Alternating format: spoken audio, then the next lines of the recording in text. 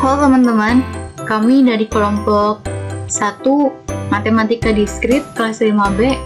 Di sini kami akan membahas mengenai materi graf.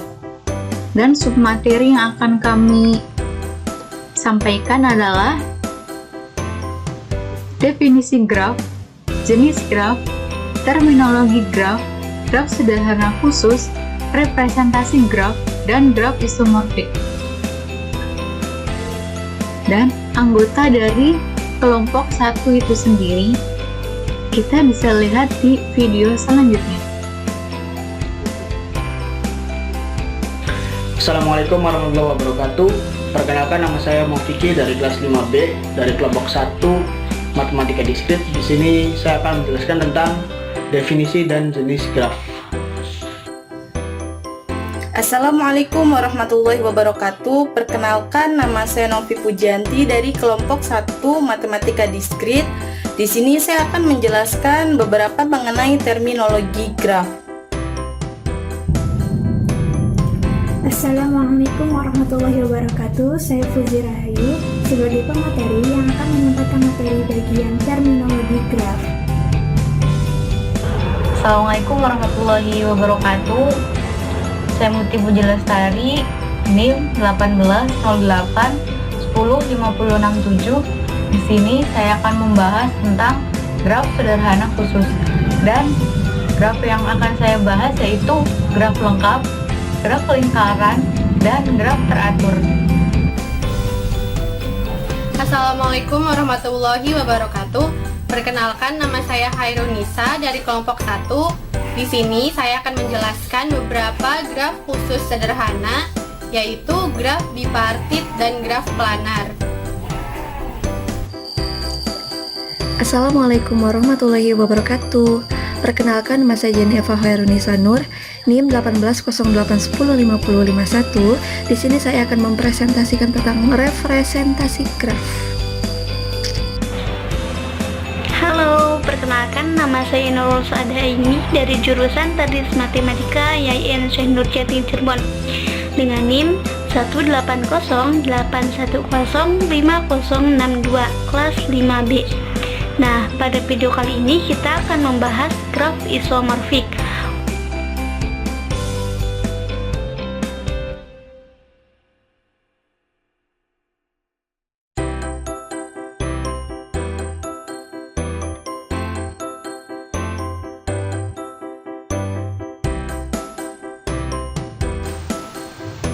Oke, langsung saja kita ke pembahasan yang pertama. Oke, Assalamualaikum warahmatullahi wabarakatuh.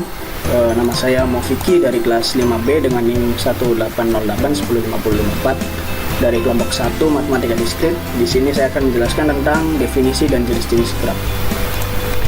Oke, langsung aja. Ya, graf itu adalah sebagai himpunan dari objek-objek yang dinamakan titik, simpul, atau sudut ya.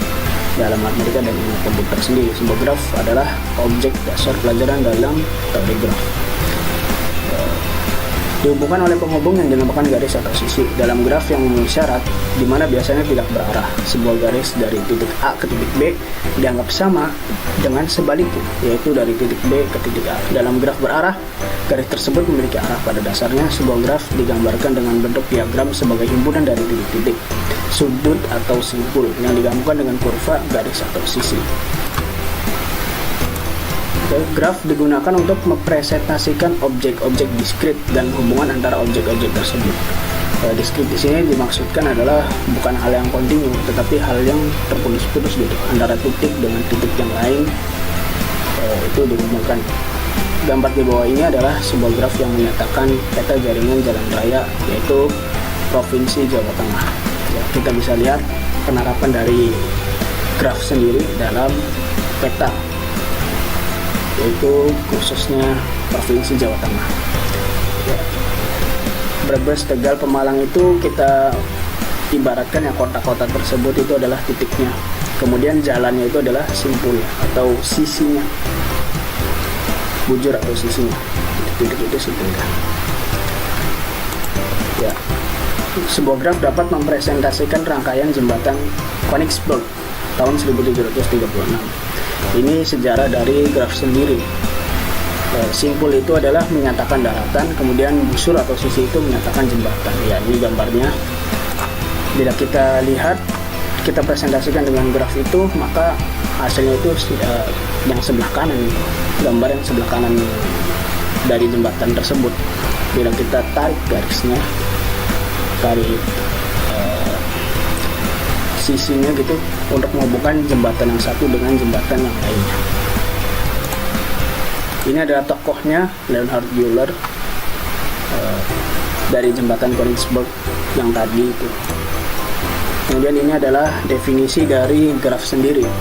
Graf G sama dengan V dan E, di mana V sama dengan himpunan tidak kosong dari simpul-simpul, yaitu himpunan V1, V2 hingga Vn.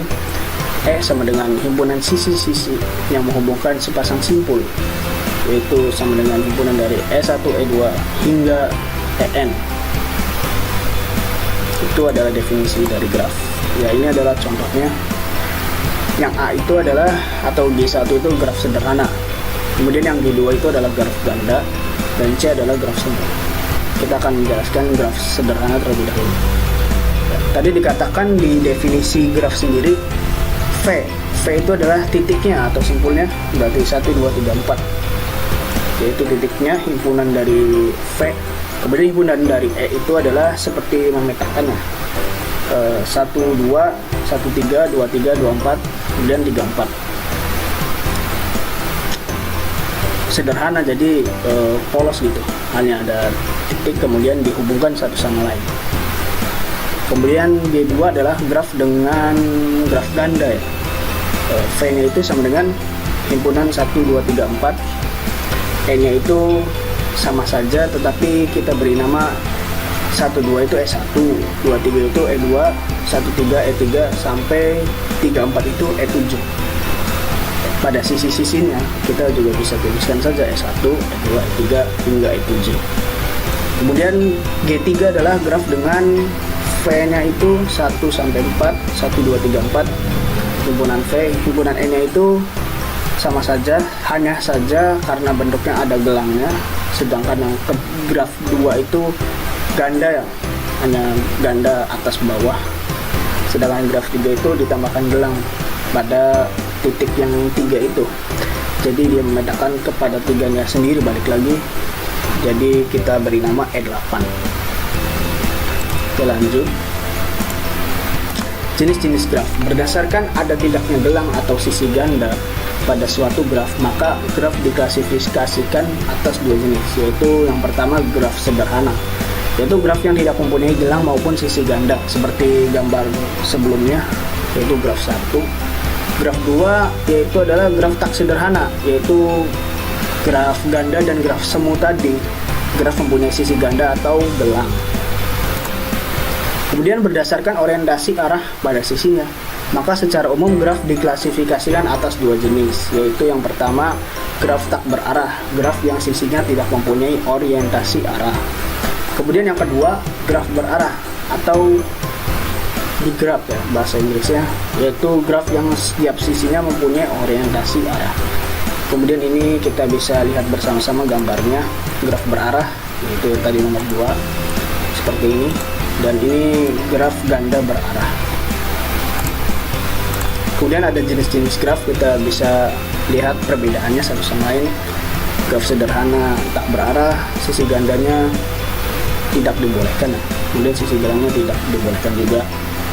Kemudian graf ganda, sisinya tak berarah, sisi gandanya dibolehkan, sisi gelang tidak dibolehkan. Graf semu, sisinya tak berarah, sisi gandanya dibolehkan, kemudian sisi gelangnya juga dibolehkan. Graf berarah, sisinya berarah tentu aja, sisi gandanya tidak dibolehkan, sisi gelangnya dibolehkan. Graf ganda berarah, sisinya itu berarah, sisi gandanya dibolehkan, sisi gelangnya juga dibolehkan. Kemudian contoh penerapan dari graf. Yang pertama ada rangkaian listrik, kita bisa lihat polanya, kita bisa lihat rangkaiannya itu membentuk graf. Kemudian isomer senyawa kimia karbon, ada metana, etana, propana, itu sama saja ada simpul dan juga busur atau sisi ya. Itu juga penerapan dari graf. Kemudian di jaring makanan atau rantai makanan pada biologi, sama saja ini juga membentuk sebuah graf, yaitu penerapan dari graf sendiri. Kemudian pengujian pada program atau algoritma, sama saja ini juga penerapan dari graf. Kemudian pemodelan mesin jajak untuk mengambil minumannya dengan menggunakan uang sen. Ya, ini rinciannya sama saja membentuk sebuah graf, ada keterangannya juga.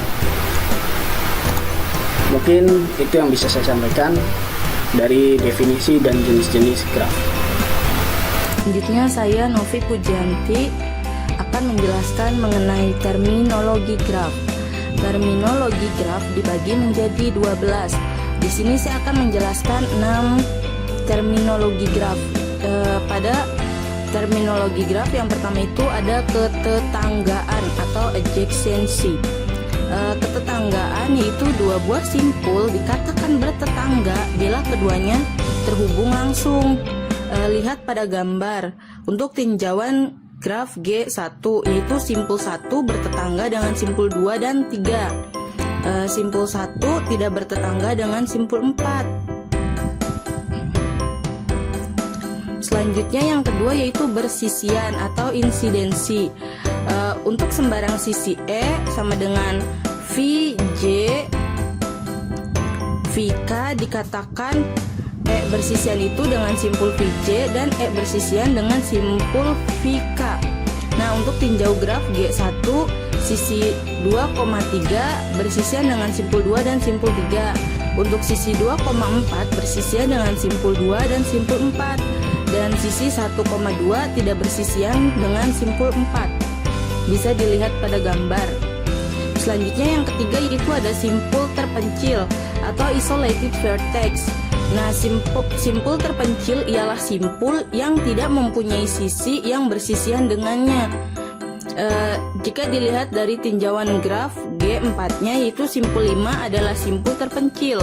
Bisa dilihat simpul 5 itu titik 5 ya. Selanjutnya yang keempat yaitu graf kosong atau empty graph atau null graph. Graf kosong yaitu graf yang himpunan isinya itu merupakan himpunan kosong. Kita bisa lihat pada gambar tinjauan graf G5 merupakan graf kosong. Selanjutnya yaitu yang kelima itu ada derajat simpul atau degree of vertex, yaitu derajat suatu simpul adalah jumlah sisi yang bersisian dengan simpul tersebut. Biasa dinotasikan dengan D dalam kurung V. Nah, pada graf berarah itu ada D-in dalam kurung V itu sama dengan derajat masuk atau in degree sama dengan jumlah busur yang masuk ke simpul. Untuk di out yaitu di out V derajat keluar atau out degree itu sama dengan jumlah busur yang keluar dari simpul V. Nah, untuk mencari di V yaitu sama dengan di in V ditambah di out V. Nah, pada derajat simpul juga ada lemma jabat tangan atau handshake lemma. Jumlah derajat semua simpul pada suatu graf adalah genap, yaitu 2 kali jumlah sisi pada graf tersebut. Dengan kata lain, jika G sama dengan F, E, maka sigma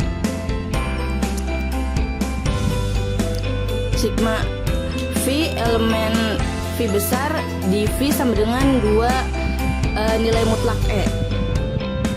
Yang terakhir yaitu yang keenam adalah lintasan atau path. Lintasan yang panjangnya N dari simpul awal V0 ke simpul tujuan Vn di dalam graf G ialah urutan berselang-seling antara simpul dan sisi yang berbentuk V0, E1, V1, E2, V2, titik-titik dan sampai pada Vn kurangin 1, E, N, Vn.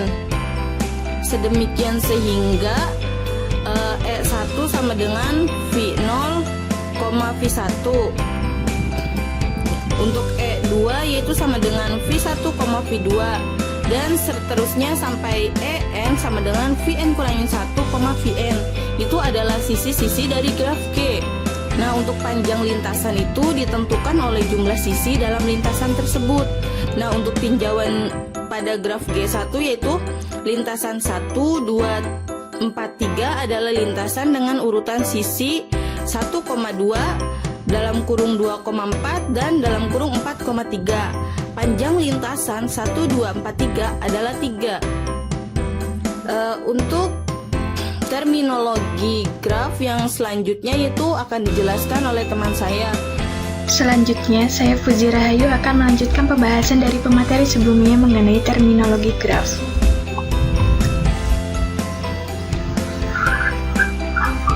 Ada 6 poin yang akan saya bahas, di antaranya siklus atau sirkuit, terhubung, upagraf dan komplement upagraf merentang, cut set, dan yang terakhir graf berbobot.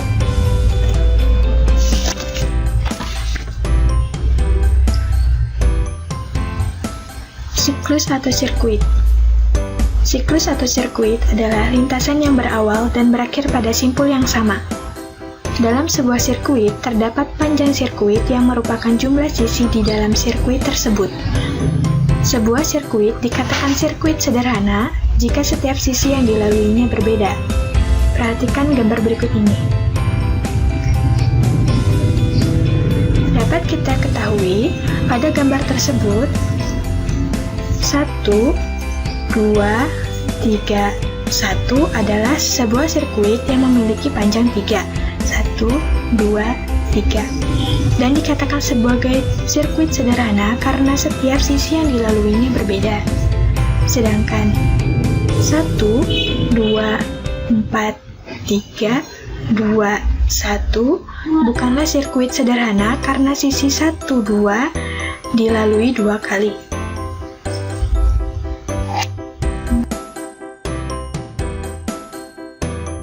Selanjutnya ada terhubung. Graf tak berarah G disebut graf terhubung jika untuk setiap pasang simpul U dan V dalam himpunan V terdapat lintasan dari U ke V yang juga harus ada lintasan dari V ke U. Jika tidak, maka G disebut graf terhubung. Yang kedua, graf berarah G dikatakan terhubung jika graf tak berarahnya terhubung. Graf tak berarah dari G diperoleh dengan menghilangkan arahnya. Perhatikan gambar berikut ini. Gambar tersebut merupakan contoh dari graf terhubung, sedangkan gambar berikut ini bukan merupakan graf terhubung.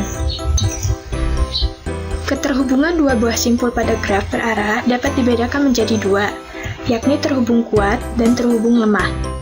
Dua simpul U dan V pada graf berarah G disebut terhubung kuat jika terdapat lintasan berarah dari U ke V dan juga sebaliknya. Jika U dan V tidak terhubung kuat tetapi tetap terhubung pada graf tak berarahnya, maka U dan V dikatakan terhubung lemah.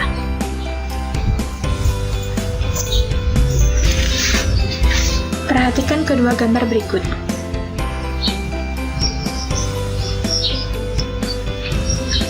Pada gambar A, simpul 1 dan simpul 3 terhubung kuat karena terdapat lintasan dari 1 ke 3, yaitu 1, 2, 3.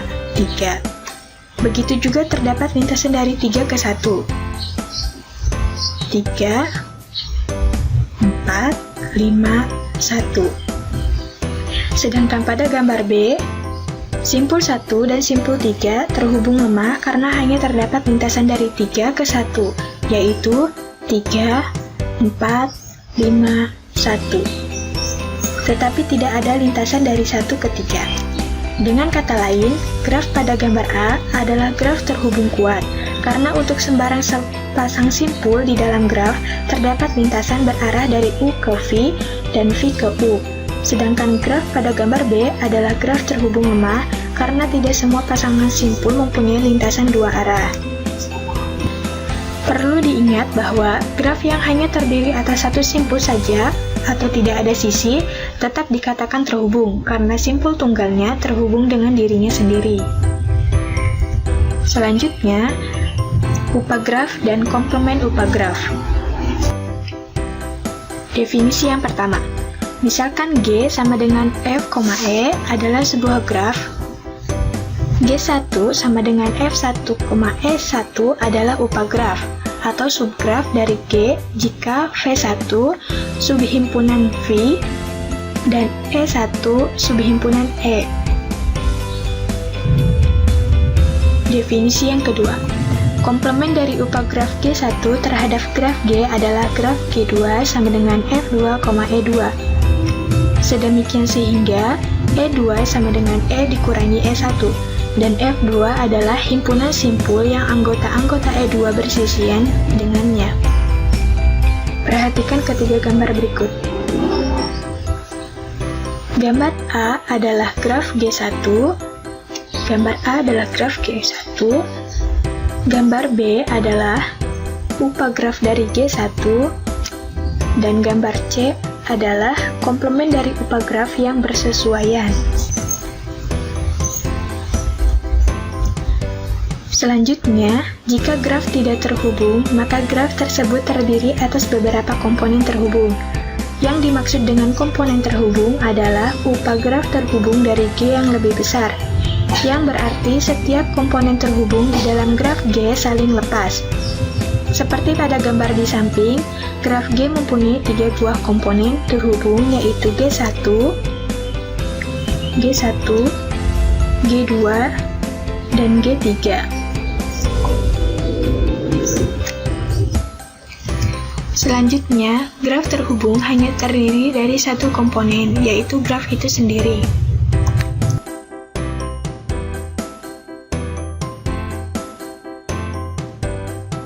Kemudian, pada graf berarah, komponen terhubung kuat adalah upagraf terhubung kuat dari graf G yang tidak terdapat di dalam upagraf terhubung kuat dari G yang lebih besar. Pada gambar di samping, graf berarah tersebut mempunyai 2 buah komponen terhubung kuat, yaitu upagraf dengan simpul 1, 2, 3, dan upagraf yang hanya mempunyai 1 simpul, yaitu 4.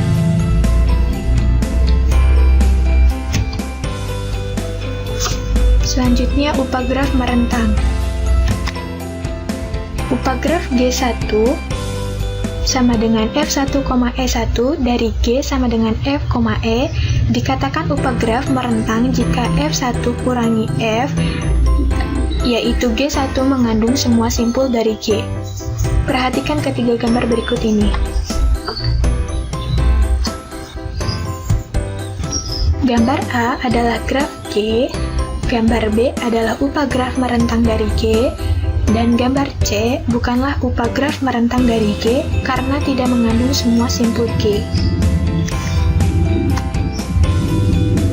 Selanjutnya ada katset. Katset dari graf terhubung G adalah himpunan sisi yang bila dibuang dari G menyebabkan G tidak terhubung. Nama lain untuk katset adalah jembatan atau bridge, yang artinya himpunan sisi yang apabila dibuang dari graf menyebabkan graf tersebut tidak terhubung, atau menjadi 2 buah komponen terhubung. Sehingga, katset selalu menghasilkan 2 buah komponen terhubung. Yang dimaksud dengan fundamental katset adalah di dalam katset tidak boleh mengandung himpunan bagian yang juga katset. Perhatikan gambar berikut. Pada gambar tersebut, jika kita membuang sisi 1, 2, graf masih tetap terhubung. Jika kita membuang sisi 1, 2, dan 1, 5, graf masih tetap terhubung. Tetapi jika kita buang sisi di dalam himpunan 1, 2, 1, 5, 3, 5, dan 3, 4, barulah graf menjadi tidak terhubung. Himpunan 1, 2, 2, 5 juga merupakan katset. Himpunan 1,3, 1,5, 1,2 adalah katset. Dan himpunan 2,6 juga merupakan katset. Tetapi, himpunan 1,2, 2,5, 4,5 bukan katset sebab himpunan bagiannya yaitu 1,2, 2,5 adalah katset. Dengan demikian, himpunan 1,2, 2,5, 4,5 adalah fundamental cut set. Cut set berperan besar dalam jaringan komunikasi dan jaringan transportasi. Misalkan ke-6 simpul pada gambar tersebut menyatakan 6 kota yang dihubungkan dengan saluran telepon atau sisi, kita dapat menemukan apakah terdapat titik-titik lemah dalam jaringan yang memerlukan penguatan dengan alat saluran telepon tambahan. Dapat dilihat semua cut set dari graf dan cut set yang memiliki jumlah sisi paling sedikit adalah saluran yang mudah diserang atau dipatahkan.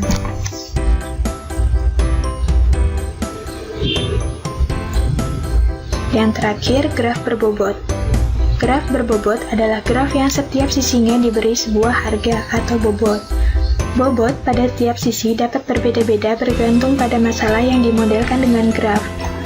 Bobot dapat menyatakan jarak antara dua buah kota, biaya perjalanan antar dua kota, waktu tempuh pesan dari sebuah simpul komunikasi ke simpul komunikasi lainnya dalam jaringan komputer, ongkos produksi, dan sebagainya. Istilah lain yang sering dikaitkan dengan graf berbobot adalah graf berlabel. Namun, graf berlabel sesungguhnya lebih luas lagi definisinya. Label tidak hanya diberikan pada sisi, tetapi juga pada simpul. Sisi diberi label berupa bilangan data negatif, sedangkan simpul diberi label berupa data lain. Misalnya pada graf berikut ini. Graf tersebut memodelkan kota-kota, simpul diberi nama kota, sedangkan label pada sisi menyatakan jarak antar kota. Itulah sedikit pembahasan dari saya, kurang lebihnya mohon dimaafkan. Selanjutnya, saya Muti Punjalestari, NIM 1808105067. Di sini saya akan membahas tentang graf sederhana khusus. Beberapa graf sederhana khusus. Yang pertama ada graf lengkap atau complete graph. Yang kedua ada graf lingkaran. Yang ketiga ada graf teratur atau regular graph. Yang keempat ada graf bipartit. Dan yang kelima ada graf planar. Pada kali ini saya akan membahas 3, yaitu graf lengkap, graf lingkaran, dan graf teratur. Graf lengkap. Apa sih graf lengkap? Graf lengkap adalah graf sederhana yang setiap simpulnya mempunyai sisi ke semua simpul lainnya. Untuk lebih jelasnya, kita ada gambar atau contoh bentuk dari graf lengkap itu sendiri.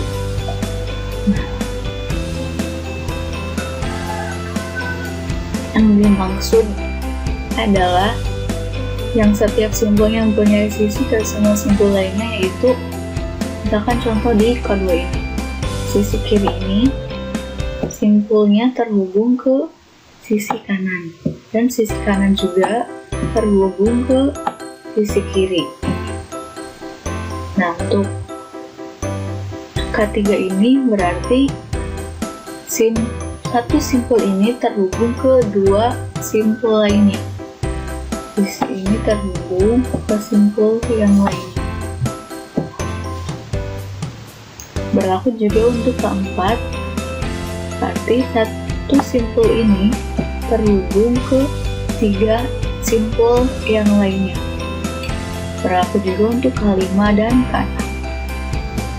Oh iya, kenapa sih K1 termasuk ke dalam graf lengkap? Karena K1 ini terhubung ke dirinya sendiri, seperti itu. Lanjut, graf lengkap dengan N buah, simpul dilambangkan dengan KN. Berarti K1 ini simpulnya 1, simpulnya 1. K2 ini berarti simpulnya 2. Simpul itu dilambangkan dengan not atau titik seperti ini. Dan setiap simpul KN ini berderajat N-1, N dikurang 1. Jumlah sisi pada graf lengkap yang terdiri dari N buah simpul adalah N dikali N dikurangi 1 dibagi 2. Misalkan kita contoh pada keempat ini. Contoh pada keempat berarti N-nya 4, dikali 4 dikurangi 1, 3,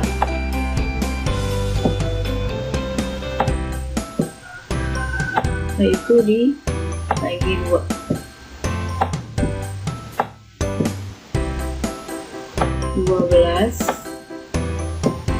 Dibagi 2 sama dengan 6. Berarti sisinya ada 6. Coba kita lihat bahwa sisinya ada 6. Ini ada 1, 2, 3, 4, 5, 6. Berarti terbukti. Oke, kita lanjut ke pembahasan selanjutnya. Graf lingkaran. Graf lingkaran adalah graf sederhana yang setiap simpulnya berderajat 2. Nah, yang dimaksud berderajat 2 adalah setiap simpul ini memiliki derajat 2. 1, 2, 1, 2, 1, 2, 1, 2, 1, 2, 1, 2. Seperti itu yang dinamakan bahwa graf lengkap itu setiap simpulnya berderajat 2. Nah, graf lingkaran dengan n buah simpul dilambangkan dengan Cn. N-nya misalkan ke C3 berarti simpulnya ada 3, C4 berarti simpulnya ada 4. 1, 2, 3, 4.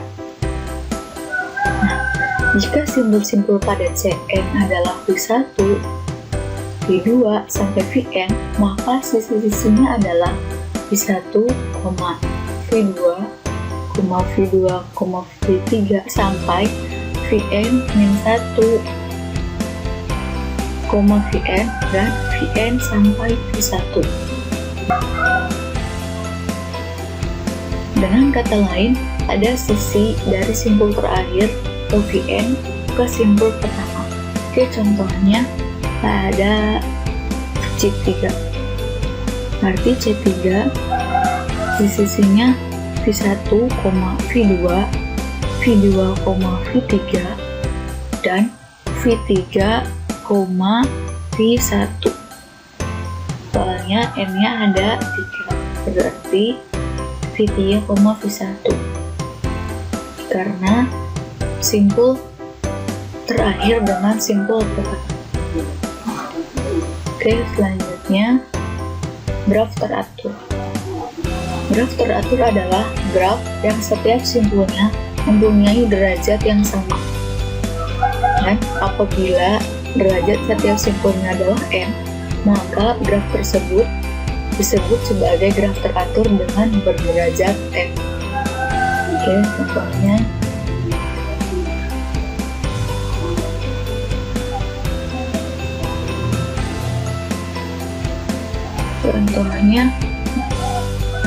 mempunyai derajat yang sama, yaitu derajatnya adalah A ini derajatnya adalah 3, N ini sebagai simpulnya 4, 1, 2, 3, 4 dan derajatnya adalah 3. 1 ini, 2 ini, 3, 1, 2, 3. Ini juga 1, 2, 3. Dan untuk B, simpulnya adalah 6. 1, 2, 3, 4, 5, 6. Tapi derajatnya tetap sama, yaitu 3. 1, 2, 3, 1, 2, 3. Juga dengan ini 1, 2, 3, 1, 2, 3. Dan untuk yang C, simpulnya ada 6, 1, 2, 3, 4, 5, 6, 7, 8, dan derajatnya tetap sama, yaitu 3. 1, 2, 3, 1, 2, 3. Oke, selanjutnya jumlah sisi pada graf teratur per derajat R dengan N buah simpul adalah NR dibagi 2. Nah, misalkan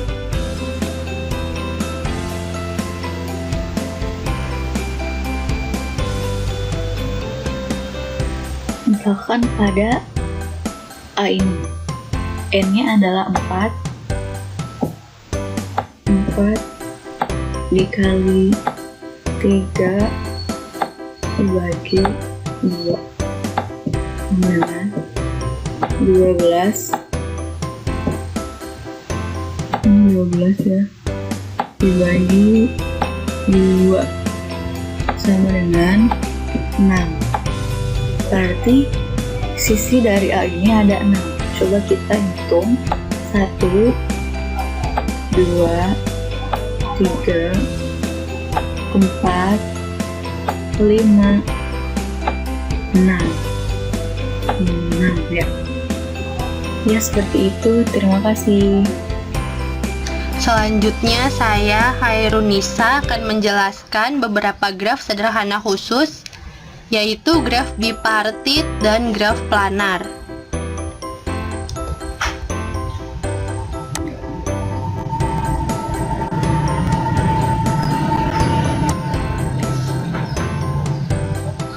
Graf bipartit. Sebuah graf G disebut bipartit jika Vg dapat dipartisi menjadi dua himpunan tak kosong V1 dan V2. Sedemikian sehingga setiap sisi dari G menghubungkan sebuah simpul di V1 dan sebuah simpul di V2. Dengan kata lain, graf bipartit adalah graf G yang himpunan simpulnya dapat dipisah menjadi dua himpunan bagian V1 dan V2. Sedemikian sehingga setiap sisi pada G menghubungkan sebuah simpul di V1 dan sebuah simpul di V2. Dapat juga dinyatakan sebagai G V1, V2. Berikut ini merupakan graf bipartit G V1, V2, di mana simpul dari V1 dan simpul dari V2 itu saling bertetangga dan saling terhubung.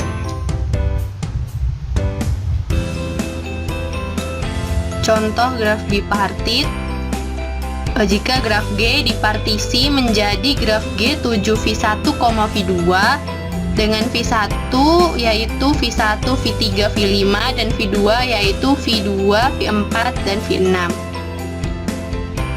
Ini merupakan graf G7 dengan simpul V1, V2, V3, V4, V5 dan V6 kemudian dipartisi menjadi G7 V1, V2. Di sini simpul V1 terhubung dengan simpul V2 dan simpul V6. Nah, ini merupakan anggota dari V1 yaitu V1, V3, V5. Kemudian di sini anggota dari V2 yaitu V2, V4 dan V6. Nah, kemudian di sini simpul V1 itu terhubung dengan simpul V2 dan simpul V6. Nah, di sini simpul V1 terhubung dengan simpul V2 dan simpul V1 terhubung dengan simpul V6. Kemudian simpul V3, di sini simpul V3 itu terhubung dengan simpul V4 dan simpul V6. Simpul V3 dengan V4 dan simpul V3 dengan simpul V6. Kemudian simpul V5 terhubung dengan simpul V4 dan simpul V2. V5 dengan simpul V4 dan simpul V2 dan juga terhubung dengan simpul V6 di sini, V5 dan V6. Jadi graf G7 ini jika dipartisi menjadi G7V1, V2, maka bentuknya akan menjadi seperti ini.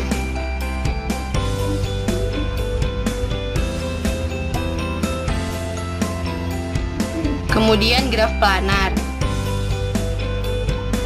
Graf planar adalah suatu graf yang digambarkan dalam sebuah bidang datar tanpa ada sisi yang saling berpotongan. Contohnya di sini ada graf K4. Kenapa disebut K4? Karena terdiri dari 4 simpul, yaitu simpul P, Q, R, dan S. Di sini sisi PQ dan sisi QS dan sisi PR itu berpotongan. Sementara graf planar itu tidak boleh ada sisi yang berpotongan. Jadi di sini sisi PR-nya itu dikeluarkan dan membentuk graf baru seperti ini. Sehingga sisi QS dan sisi PR itu tidak berpotongan. Maka graf ini disebut graf planar. Selanjutnya, saya Jeneva Hoirunisa Nur akan menjelaskan tentang representasi graf.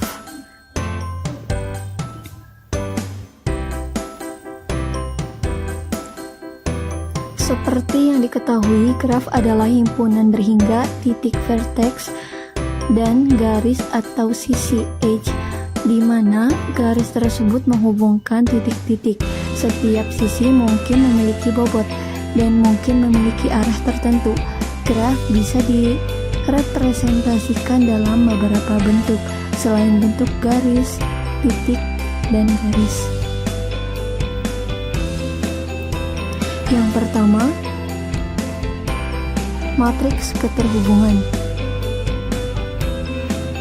Dan yang kedua, matriks keterkaitan.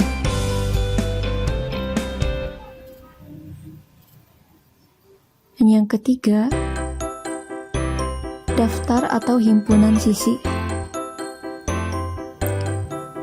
Next. Yang pertama, matriks keterhubungan adalah matriks N dikali N, di mana N banyaknya titik di dalam graf, di mana elemen matriks bernilai 0 atau 1. Elemen baris I kolom J bernilai 0 bila tidak ada sisi yang menghubungkan titik I dan titik J di dalam graf, dan 1 bila sebaliknya. Nah, jika bernilai 1 maka ada sisi yang menghubungkan titik I dan titik J. Termasuk di sini adalah matriks bobot atau cos matriks, di mana nilai elemen baris I kolom J adalah bobot sisi yang menghubungkan titik I dan J. Yang kedua, matriks keterkaitan adalah matriks M dikali N atau N dikali M, di mana M banyaknya titik, di mana N banyaknya sisi dalam graf, di mana elemen matriksnya bernilai 0 atau 1.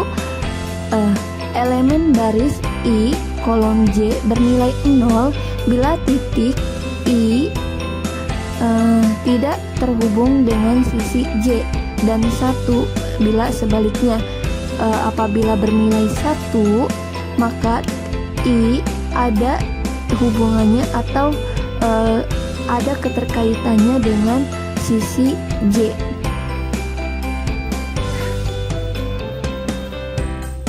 Terus yang ketiga ada daftar atau himpunan sisi, di mana setiap sisi berisi informasi tentang titik I dan J dan bobotnya.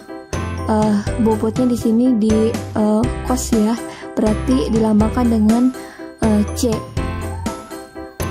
Maka bila berupa graf tidak berarah, tentu nilai elemen baris I kolom J di matriks keterhubungan akan sama dengan nilai baris J di kolom I. Ingat bahwa sisi I, J bisa dinyatakan juga sebagai sisi JI bila grafnya berarah, di graf, maka kita harus memperhatikan arahnya. Hal yang sama berlaku pula untuk matriks keterkaitan dan himpunan sisi.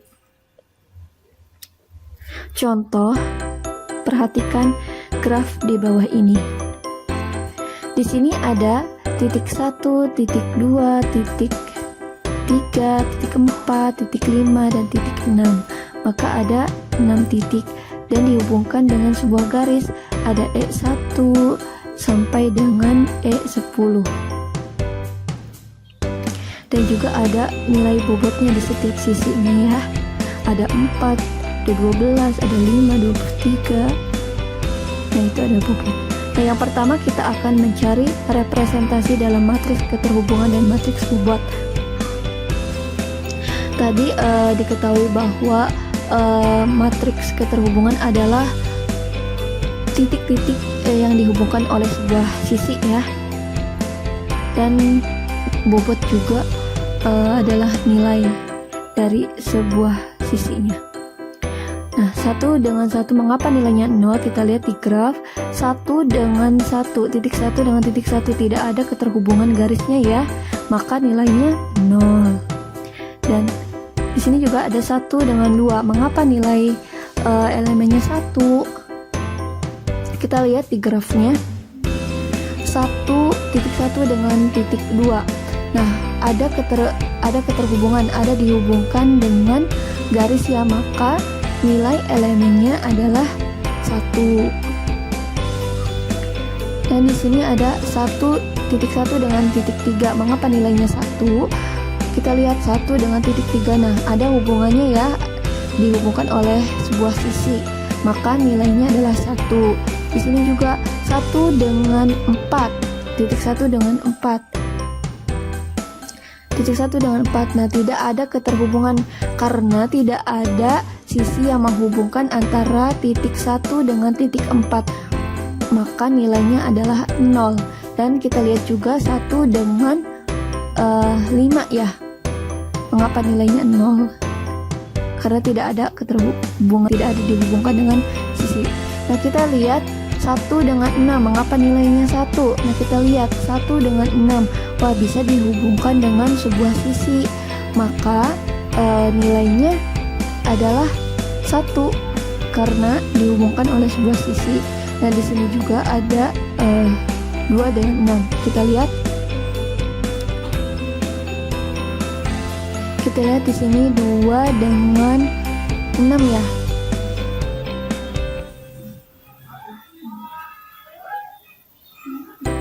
Kita lihat 2 dengan 6 mau bisa dihubungkan nih oleh sisi, maka nilainya 1.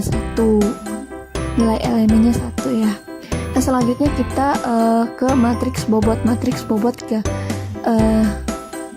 dimana baris I dan kolom J itu adalah elemennya, itu adalah bobotnya ya, menghubungkan titik I dan titik J. Maka si nilainya itu tadi 1 dengan 1, 1 dengan titik 1 dengan titik 1. Mengapa nilainya 0? Karena tidak ada bobotnya ya, tidak ada garis yang menghubungkan. Nah, tadi 1 dengan 2, titik 1 dengan titik 2. Nah, mengapa nilainya 4? Maka tadi ada hubungannya ya, sisinya ya, itu bernilai 4. Nah, 1 dengan 3, lihat 1 tadi 1 dengan 2 ya, 1 dengan 2 yaitu nilai bobotnya adalah 4. Nah, sisinya itu adalah 4. Nah, kita lihat dan seterusnya. Representasi dalam bentuk matriks keterkaitan. Kita ketahui bahwa keterkaitannya itu adalah garis, keterkaitan antara garis dengan titik ya. Kita lihat 1 dengan E1, titik 1 dengan garis E1. Perlu diinformasikan bahwa elemen-elemen dari matriks keterkaitan itu adalah bernilai 0 dengan 1 ya. Kita lihat di sini ada 1, ada 0, nah itu adalah nilai elemen. Kita ketahui bahwa representasi bentuk matriks keterkaitan itu adalah titik dengan garis. Keterkaitan antara titik dengan garis.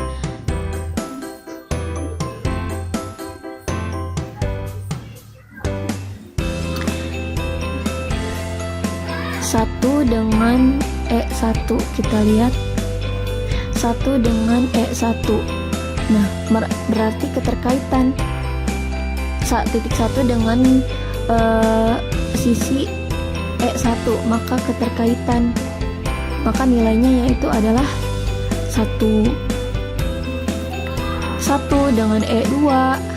Mengapa nilainya 1? Kita lihat di grafnya.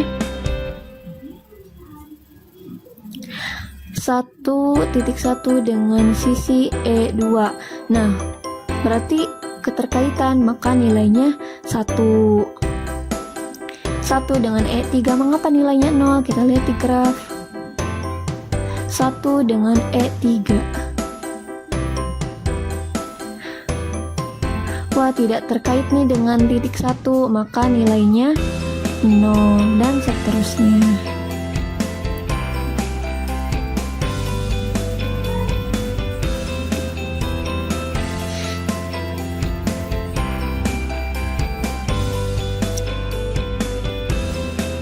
Selanjutnya, representasi dalam bentuk himpunan sisi. Kita ketahui bahwa himpunan sisi ini I, J, C, di mana C-nya itu adalah bobot ya.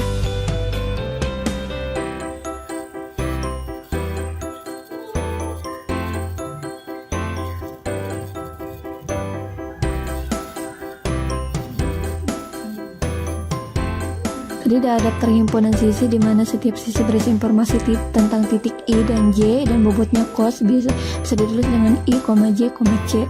Nah, kita lihat titik 1 dengan titik 2, maka bobotnya itu adalah 4, maka ditulis 1,2,4. Dan kita lihat lagi di graf. Titik 1 dengan titik 3, maka mempunyai bobot 12, maka ditulis 1,3,12. Dan kita lihat 2 dengan 3, maka bobotnya itu adalah 10, maka ditulisnya 2,3,10.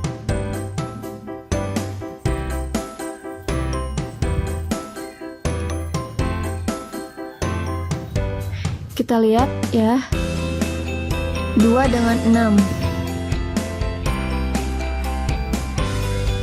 titik 2 dan titik 6, maka tadi kan di dalam graf 2,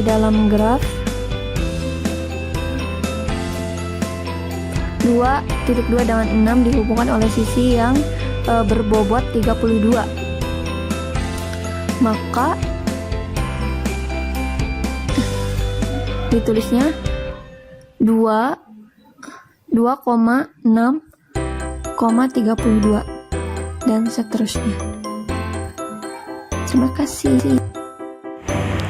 Selanjutnya saya akan menjelaskan tentang graf isomorfik.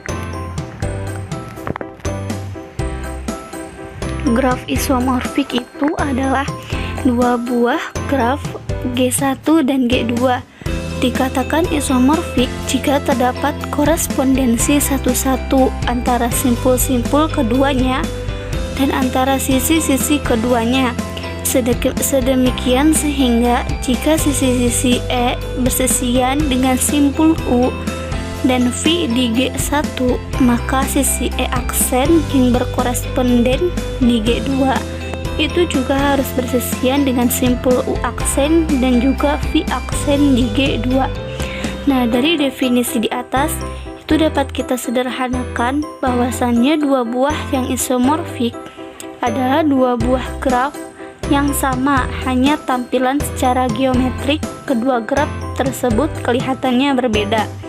Nah, pada korespondensi satu-satu itu dimaksudkan adalah relasi khusus yang memasangkan setiap anggota himpunan A yang tepat pada satu anggota himpunan B, dan begitupun sebaliknya. Nah, jadi banyaknya anggota himpunan A itu harus sebanding atau harus sama dengan himpunan yang B. Kemudian ada 3 gambar. Yang pertama, syarat untuk menentukan graf isomorfik itu harus berderajat yang sama.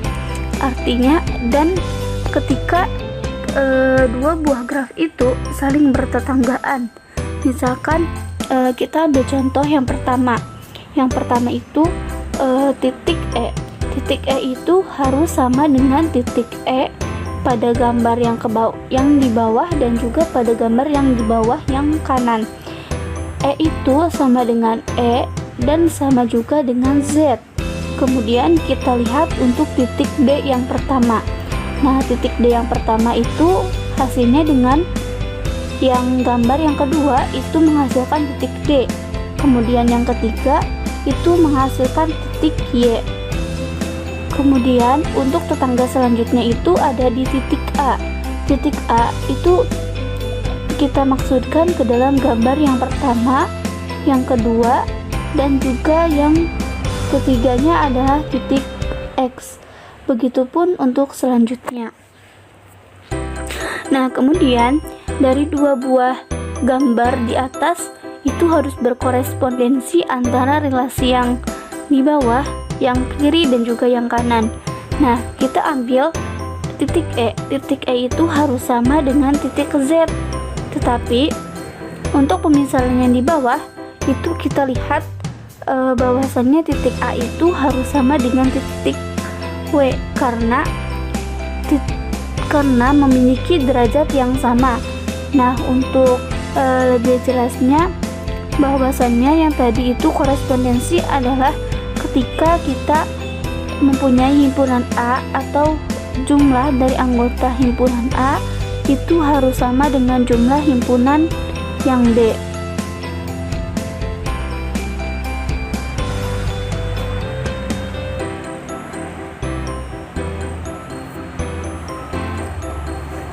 Nah, untuk memastikan bahwa 2 graf isomorfik itu, kita dapat memeriksa matriks ketetanggaannya.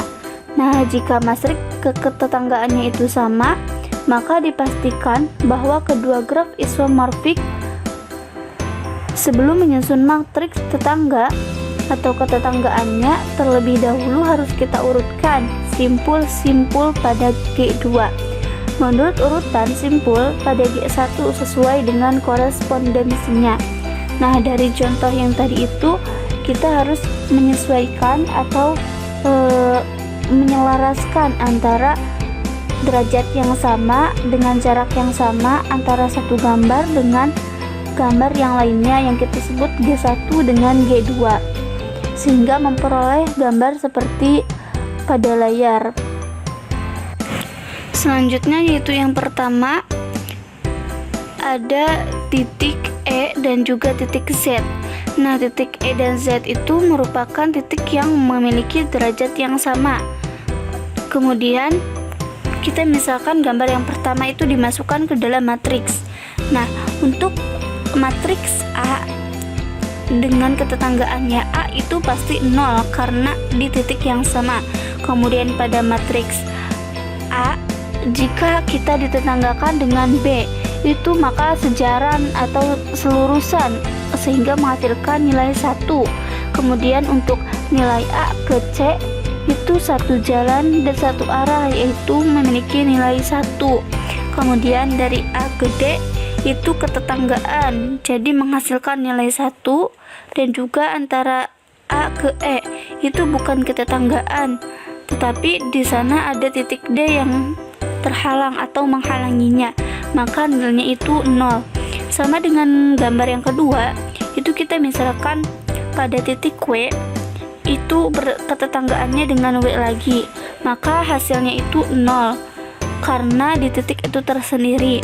Kemudian W ke Y itu ketetanggaan selurusan sehingga menghasilkan nilai 1, dan W ke X adalah ketetanggaan selurusan yaitu bernilai 1, dan W ke V, keseluruhan dan ketetanggaan, maka nilainya 1.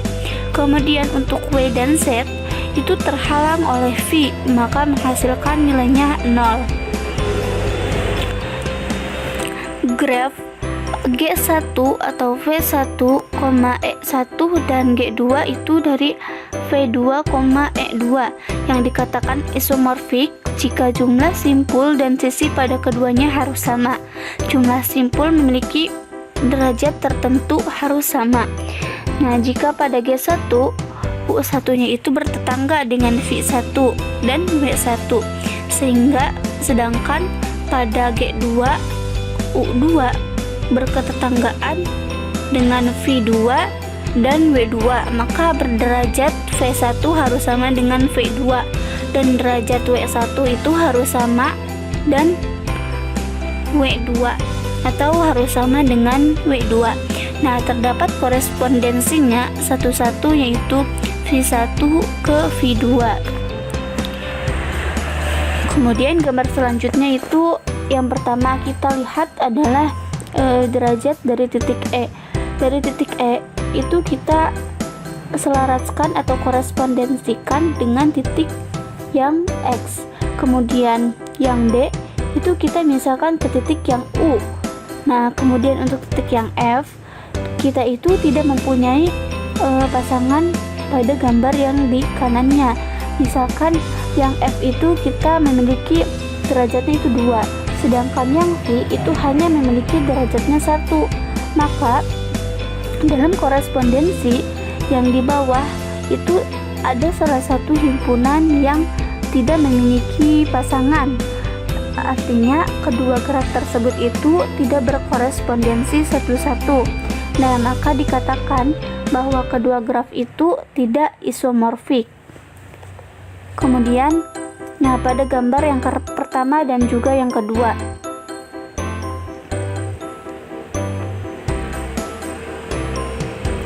nah pada gambar yang pertama itu simpulkan A memiliki derajat 2, ketetanggaannya B dan D mempunyai derajat masing-masing 3. Sedangkan pada gambar 2, simpul yang berkemungkinan berkorespondensi dengan simpul A pada gambar 1 hanyalah I, U, R, atau V, karena masing-masing mempunyai derajat yang 2 atau sama seperti simpul A. Akan tetapi, tetangga dari Q, R, U, dan V itu mempunyai derajat 3 dan 2, sehingga tidak mungkin simpul A pada gambar 1 itu berkorespondensi salah satu dari T, R, U, atau V pada gambar 2.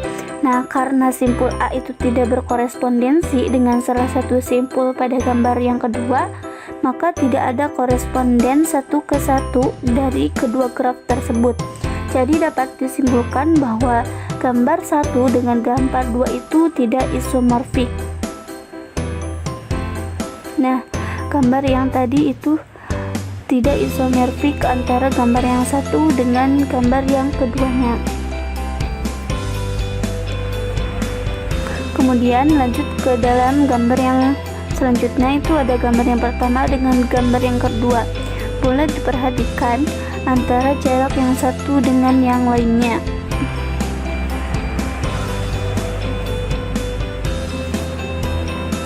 Nah, kemungkinan untuk berkorespondensi kita lihat antara A ke U atau R, kemudian C ke U atau R,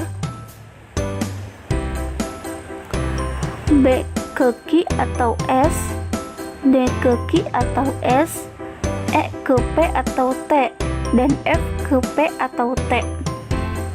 Nah, dari penjelasan tersebut kita itu melihat bahwasannya graf pertama dengan graf yang kedua itu saling berhubungan, artinya memiliki banyak anggota yang masing-masingnya itu sama. Maka dikatakan untuk gambar yang tadi itu bisa dikatakan graf isomorfik, yang kemudian kita masukkan ke dalam matriks, yang ketika A itu bertetangga dengan A, hasilnya pasti 0, karena di titik yang sama. Kemudian pada titik A ke B itu bertetanggaan sehingga menghasilkan 1. Kemudian A ke C itu tidak bertetanggaan sehingga menghasilkan 0, dan A bertetanggaan dengan D menghasilkan 1. A dan E itu beda tetangga sehingga menghasilkan 0, dan A beda pula dengan tetangga dengan F sehingga menghasilkan 0. Nah, pada gambar yang pertama dan kedua itu bisa dikatakan sama ketika keduanya itu berkorespondensi. Nah, karena pada matriks G1 atau graf 1 dan sama dengan matriks G2, graf pada gambar 1 isomorfik dengan gambar 2 itu memiliki graf isomorfik, sehingga pada gambar 1 itu harus sama dengan gambar yang kedua. Sekian materi yang dapat kami sampaikan mengenai graf. Mohon maaf bila ada kekurangan dalam penyampaian materi. Terima kasih. Wassalamualaikum warahmatullahi wabarakatuh.